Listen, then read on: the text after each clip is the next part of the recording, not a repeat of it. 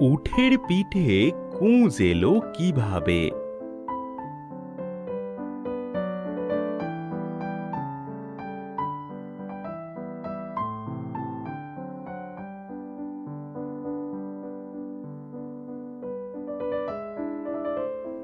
বহু যুগ আগে উটের পিঠে কোনো কুঁজ ছিল না। তাদের পিঠ ছিল কুকুর আর বিড়ালের মতোই সমান।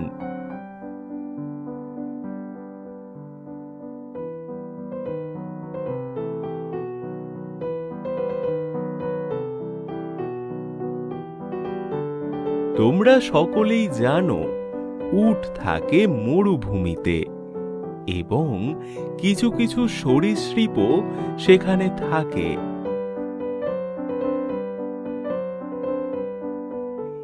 গিরগিটি আর উটের মধ্যে নতুন করে বন্ধুত্ব গড়ে উঠেছে।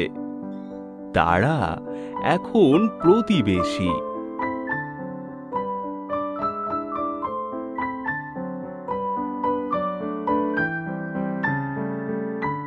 তারা এখন স্কুলে যাওয়ার মতো বড় হয়ে গিয়েছে।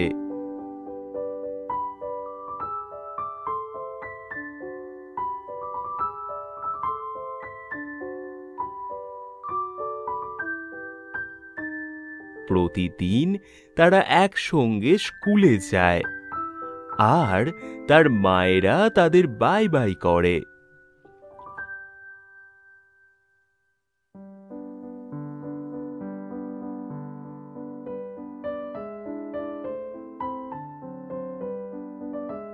হাঁটার সময় উট বালিতে তার খুরের চিহ্ন রেখে যায় এবং গিরগিটি তার তরঙ্গায়িত লেজের চিহ্ন রেখে যায়।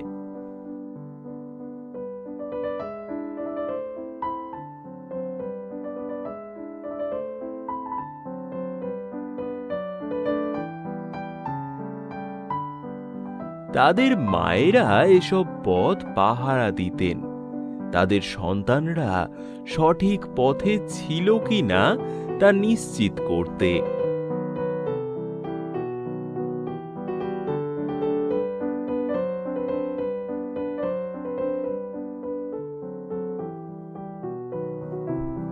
কিন্তু গিরগিটি উটের তুলনায় অনেক ধীরে হাঁটে, তাই গতি মেলানোর জন্য উটকেও ধীরে ধীরে হাঁটতে হয়। একদিন উট তাকে পরামর্শ দিল, তুমি একটা কাজ করো, তুমি আমার পিঠে চড়ে বসো, তাহলে আমরা দ্রুত পৌঁছতে পারবো।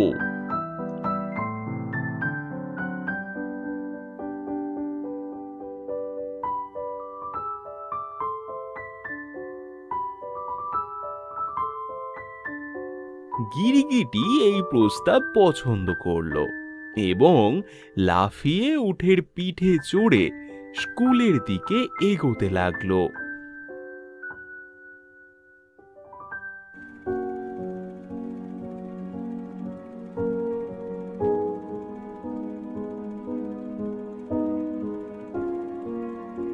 কিন্তু সেই দিন গিরগিটির মায়ের তার মেয়ের জন্য খুব চিন্তা হতে লাগলো।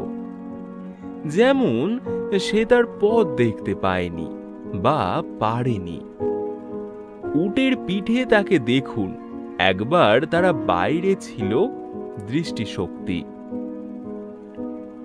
তারা যখন স্কুল থেকে ফিরল তখন গিরগিটির মা তার উদ্বেগ প্রকাশ করতে লাগলো।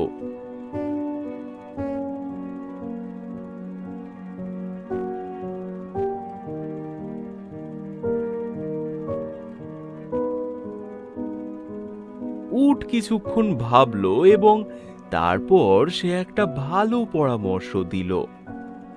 উট বলল, আমি জানি কিভাবে কুঁজ করতে হয়। যদি গিরগিটি আমার পিঠে কুঁকড়ে বসে, তাহলেই গিরগিটি আমার পিঠে বসলে আপনি সেটা দেখতে পাবেন।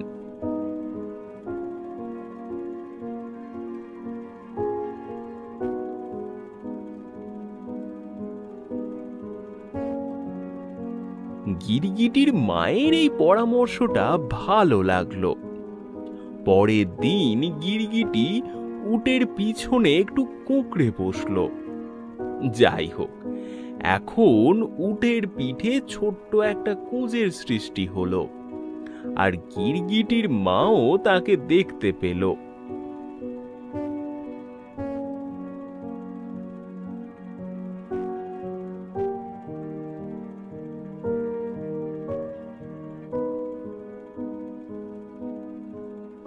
উট তার পেশি আরো টেনে নিচ্ছিল যাতে গিরগিটিটাকে ভালো করে দেখা যায়। এইভাবে প্রতিদিন স্কুলে যেতে যেতে উটের পিঠে ছোট্ট একটা কুঁজের সৃষ্টি হতে লাগলো।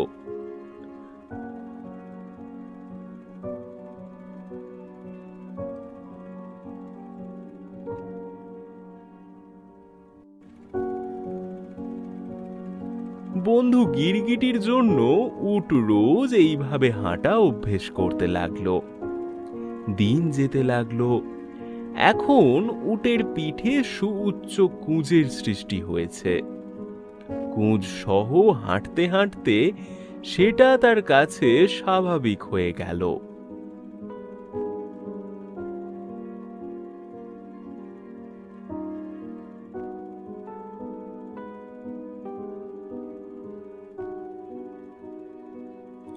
এখন তার এই কুঁজটা খুব বেশি পছন্দ হতে লাগলো।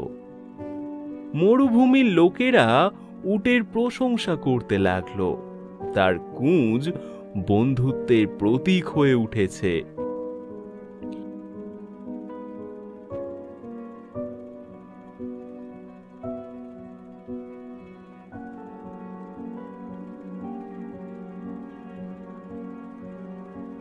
প্রজন্মের পর প্রজন্ম উট বন্ধুত্বের চিহ্ন হিসেবে কুঁজ রাখা শুরু করে এবং ধীরে ধীরে বিবর্তনের সঙ্গে সঙ্গে উট কুঁজ নিয়ে জন্মাতে শুরু করে। আর এইভাবেই উট নিজের কুঁজ পেল।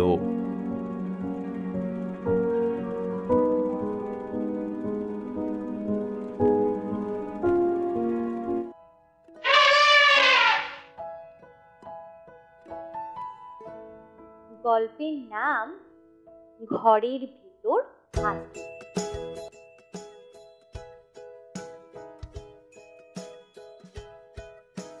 একদিন সকালে লীলা দেখলো তার ঘরে একটা হাতি।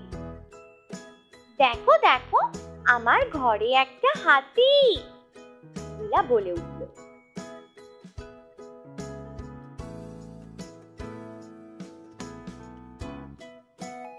মা জোরে বলে উঠল, কোথায় হাতি?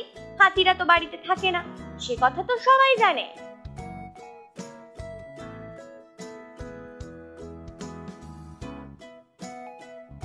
হাতিটা নিজের মনে হাই দিল।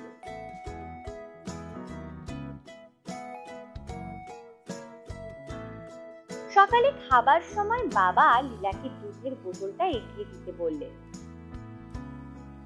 লীলা বলল, দুধ তো শেষ, হাতিটা যে সব দুধ খেয়ে ফেলেছে।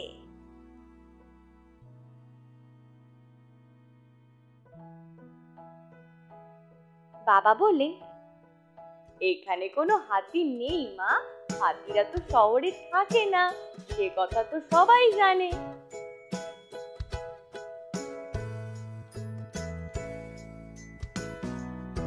এটা দুপুরও তুললো।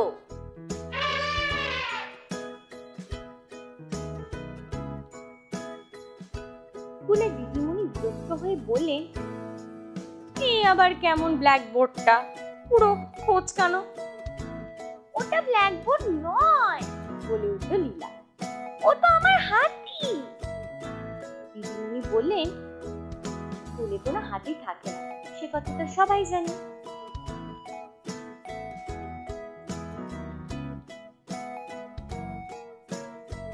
হাতিটা দিদিমণির স্যান্ডউইচ গুলোও খেয়ে ফেলল।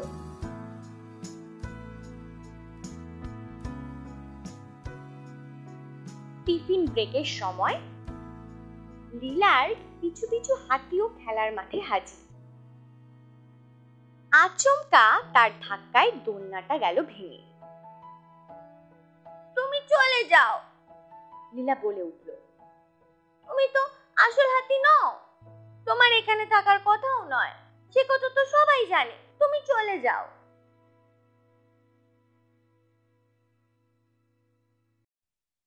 হাতির মুখ গেল শুকিয়ে, সুর দিয়ে চোখ মুছতে মুছতে সে চলে গেল।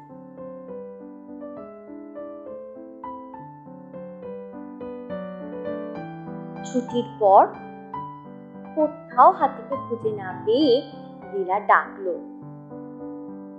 ও হাতি, হাতি, ও হাতি, তুমি কোথায়? হাতি।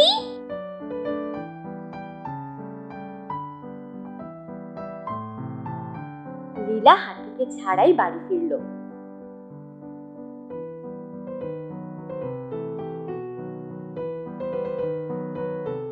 লীলার বড় মন খারাপ।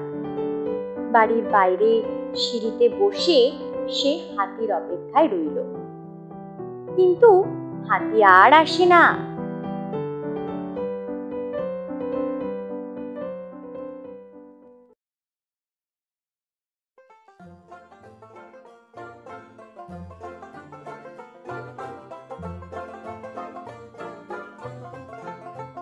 লীলা দৌড়ে গিয়ে তাকে জড়িয়ে ধরে বলল, রাগ করো না, তুমি তো আমার হাতি। আমি জানি তুমি আমার সত্যিকারের হাতি।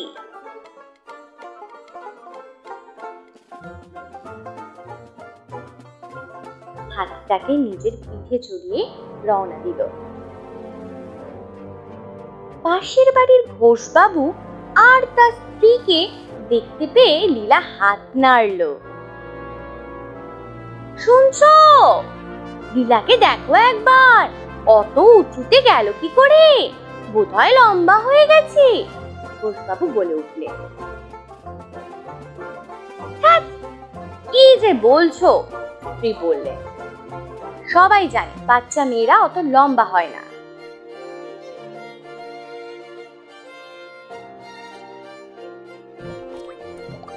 হাতি লীলাকে নিয়ে লেগে গিয়ে পৌঁছল, আর তার সুর বেয়ে শুরুত করে লীলা জলে গিয়ে নামলো। হুররে! আনন্দে আটখানা লীলা। সারা দুপুর লেকের জলে দুজনে দুটো ফুটি করে খেলা করলো।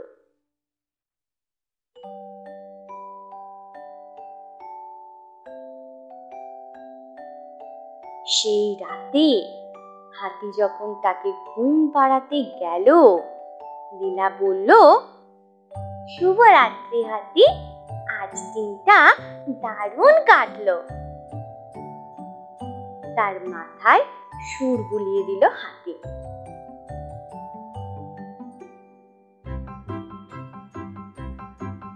তারপর ঘরের জানালার বাইরে গুটি সুটি মেরে ঘুমিয়ে পড়ল।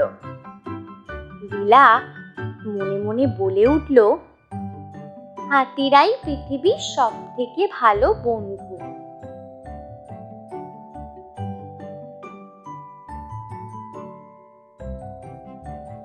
আমি এখন সেটা ভালোই বুঝতে পেরে গেছি। সে কথা আমি আর আমার হাতি ছাড়া আর কেউ জানবে না।